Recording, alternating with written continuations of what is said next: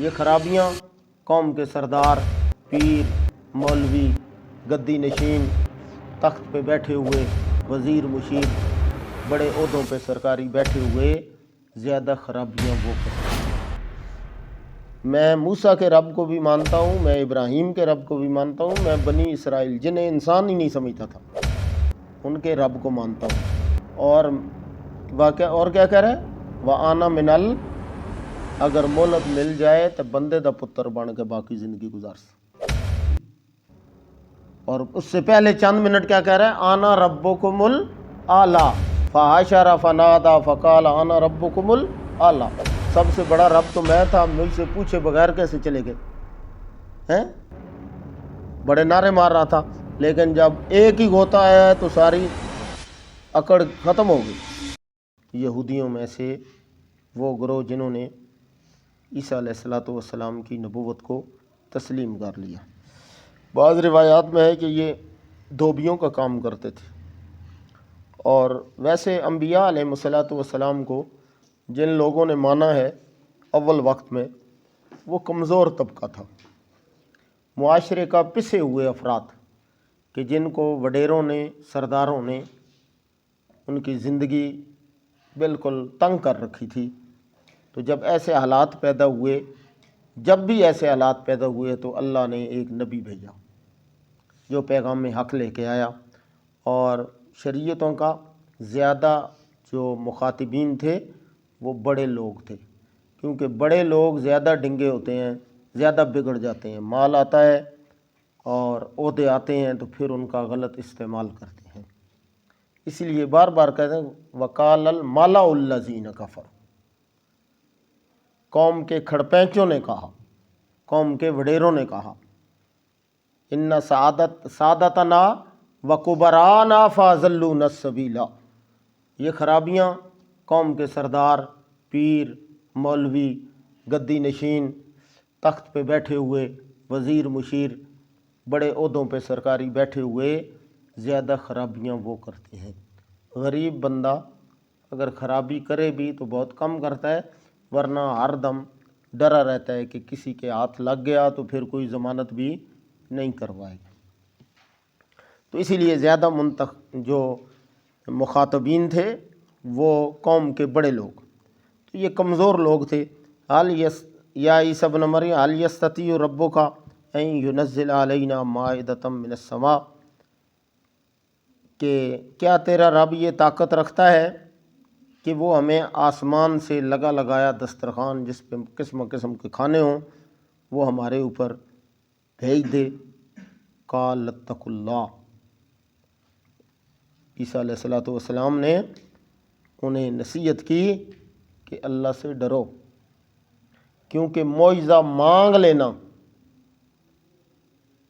نبوت اور اسلام کے لیے معجزے کی ضرورت نہیں ہوتی، دلیل کی ضرورت نہیں ہوتی۔ ایمان کیا ہے؟ یؤمنون بالغیب، ایمان بالغیب ہوتا ہے، اللہ کو نہیں دیکھا، بن دیکھے ماننا، مشاہدہ کرنے کے بعد ماننا وہ ایمان نہیں، وہ تو اپنے مشاہدے کی تصدیق ہے۔ اسی لیے قرب قیامت میں جب وہ زمین سے جانور نکلے گا اور وہ بات کرے گا تو لوگ اس کی بات مان لیں گے، تو اس وقت کا ایمان اور توبہ قابل قبول نہیں۔ کیوں کہ جب اللہ کے سچے رسول آئے، کتابیں آئیں، تو ان کی بات نہیں مانی اور ایک جانور کی بات مان رہے۔ جب عذاب کے آثار ظاہر ہو جائیں، اس کی نشانیاں آنی شروع ہو جائیں، تو اس وقت کا ایمان اور توبہ قابل قبول نہیں۔ اسی طرح قیامت کی نشانیاں شروع ہو جائیں۔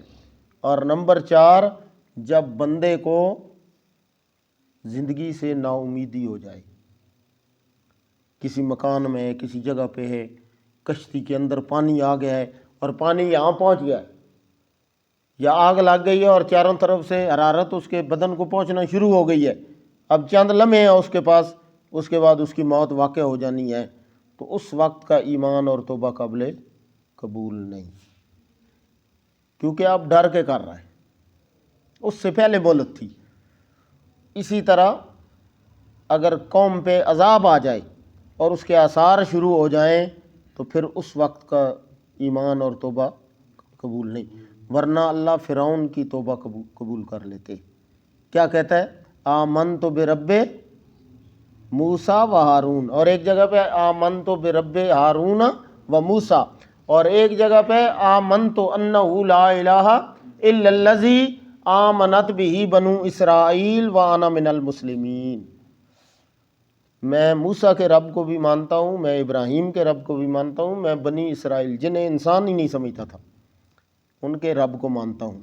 اور واقعہ اور کیا کہہ رہا ہے؟ وَآنَا مِنَ اگر مہلت مل جائے تو بندے دا پتر بن کے باقی زندگی گزار سا۔ اور اس سے پہلے چند منٹ کیا کہہ رہا ہے؟ آنا ربکم الاعلیٰ فحشر فنادى فقال انا ربکم الاعلیٰ، سب سے بڑا رب تو میں تھا، مجھ سے پوچھے بغیر کیسے چلے گئے ہیں؟ بڑے نعرے مار رہا تھا، لیکن جب ایک ہی غوطہ آیا ہے تو ساری اکڑ ختم ہو گئی۔ تو اس سے پہلے ہے توبہ اور ایمان، اس سے پہلے۔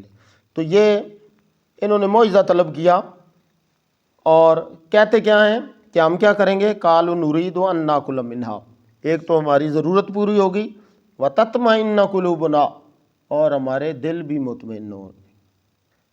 یہ دوسرے الفاظ میں معجزہ طلب کرنا یہ ٹیسٹر لانا والی گل ہے، امتحان پیغمبر کا لینے کی، بھائی لا سکتا ہے یا نہیں، ٹھیک ہے۔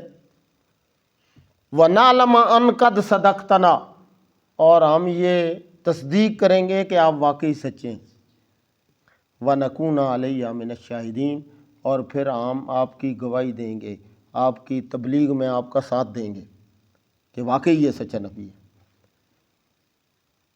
اللہ فرماتے ہیں قال عیسیٰ ابن مریم، عیسیٰ علیہ السلام نے فرمایا اللہم ربنا انزل علینا مائدۃ من السماء، اللہ آسمان سے وہ دسترخوان لگایا بھیج، تکون لنا عید لاولنا واخرنا، ہمارے اگلے پچھلوں کی عید ہو جائے، وآیۃ منک، 11ویں علیحدہ نا اسی 11ویں تاں پکانے ہیں، اے تکو نا آ کہنے نا کرو،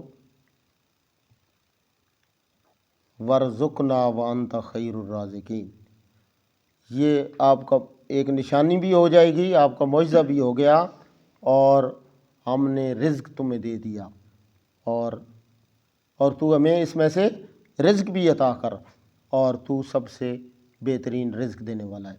قال اللہ نے فرمایا انی منزلھا، میں بھیج دوں گا جیسے کہہ رہے ہیں، لیکن میری شرط ہے، پھر جو اس کے بعد انکار کریں گے انہیں ایسا عذاب دوں گا کہ کائنات میں کسی کو نہیں دے گا۔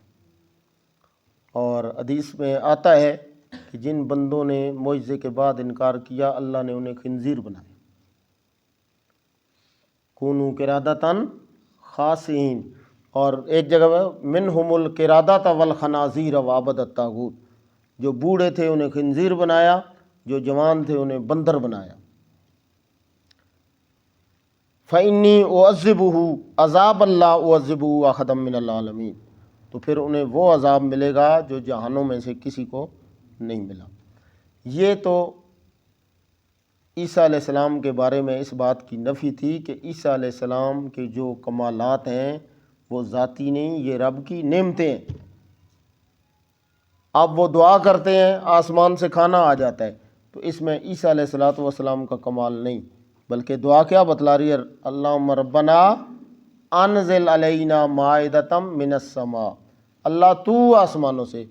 تو عیسیٰ علیہ السلام کا عقیدہ اور نظریہ یہ ہے کہ رزق کا انتظام کرنے والا کون ہے؟ اللہ، اور اس کی مرضی ہے وہ دے یا نہ دے۔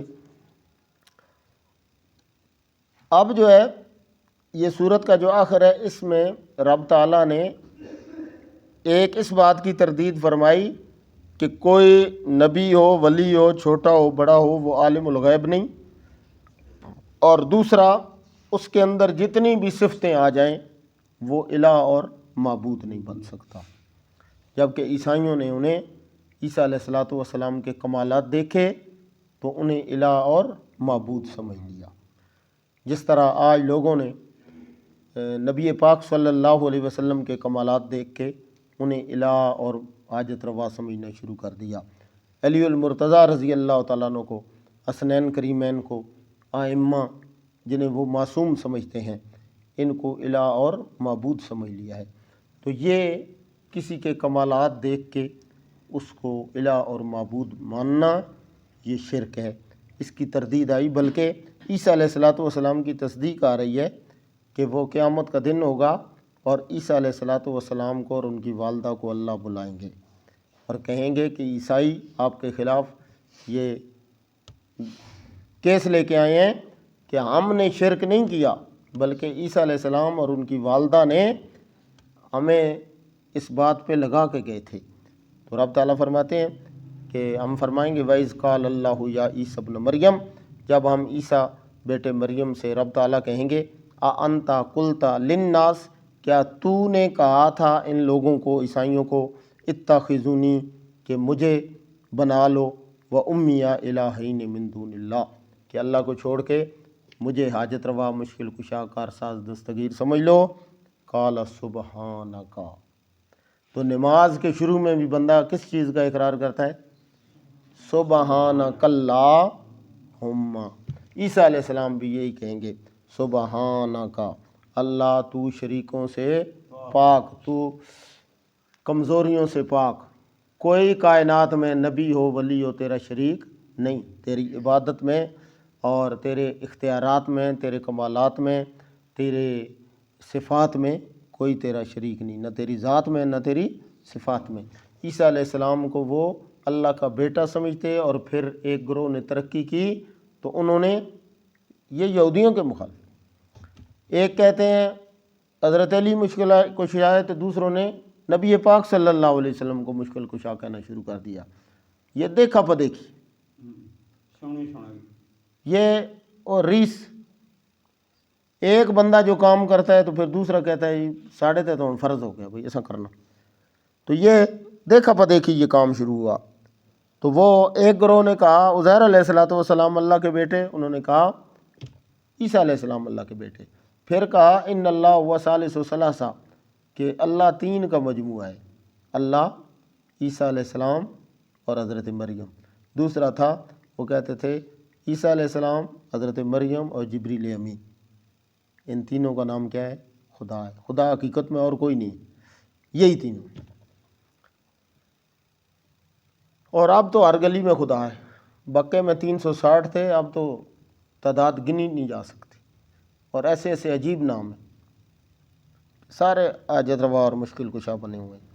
ما یکون لی ان نقول، اللہ میں بات وہ کیسے کہہ سکتا ہوں، لیس لی حق بے حق، جس کا تو نے مجھے اختیار ہی نہیں دیا، ان کنت قلتہ، اگر ان کے بقول یہ بات مان لی جائے کہ یہ بات میں نے کہی ہے، فقد علمتہ، اللہ تو جانتا ہے نا، تعلم ما فی نفسی، تو میرے دل کی باتیں بھی جانتا ہے، ولا اعلم ما فی نفسک، اور جو تیرے اندر ہے وہ میں نہیں جانتا، انک انت علام الغیوب، کیونکہ تیری صفت یہ ہے کہ تو سارے غائبوں کو جاننے والا، یعلم السر و اخفا، تو وہ بھی جانتا ہے جو ابھی انسان کے وہم و گمان میں بھی نہیں آیا، اس کو بھی جاننے والا۔ وآخر دعوانا ان الحمد للہ رب العالمین، سبحانک اللہم و بحمدک، نشہد ان لا الہ الا انت، نستغفرک و نتوب الیک۔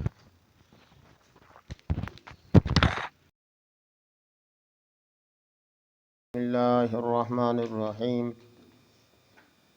اذ قال الحواریون یا عیسی ابن مریم هل یستطیع ربک ان ینزل علینا مائدة من السماء قال اتقوا اللہ ان کنتم مؤمنین قالوا نريد ان نأکل منها وتطمئن قلوبنا ونعلم ان قد صدقتنا ونکون علیہا من الشاہدین قال عیسی ابن مریم اللہم ربنا انزل علینا مائدة من السماء تکون لنا عیدا لأولنا وآخرنا وآیة منک وارزقنا وانت خیر الرازقین قال اللہ انی منزلها علیکم فمن یکفر بعد منکم فانی اعذبہ عذابا لا اعذبہ احدا من العالمین۔